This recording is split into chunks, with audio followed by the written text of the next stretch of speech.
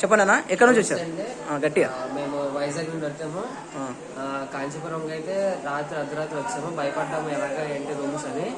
కానీ ఇక్కడ నంబర్ ఇచ్చారు, ప్రతి దగ్గర పోస్టర్లు అందించారు. హిందూ ధర్మశాల అని చెప్పి కాంచీపురంలో ఉంది. అయితే మేము వాళ్ళకి ఫోన్ చేసాము. రాత్రి 1 గంట అయినా సరే లిఫ్ట్ చేసి బాగానే ఎక్కడికి రండి అక్కడ రండి అని చెప్పి వాట్సాప్ లో అది లొకేషన్ పెట్టి పంపించారు. మేము డైరెక్ట్ ఇక్కడికి వచ్చాము.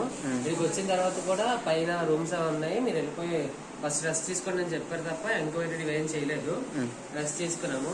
మన హిందువులకి అది ఇక్కడ నీట్ గా 3 రోజులు స్టే చేయడానికి అది బాగానే బాత్రూమ్లు అవన్నీ, వాటర్ ఫెసిలిటీ, మినరల్ వాటర్ అన్ని నీట్ గానే ఉన్నాయి.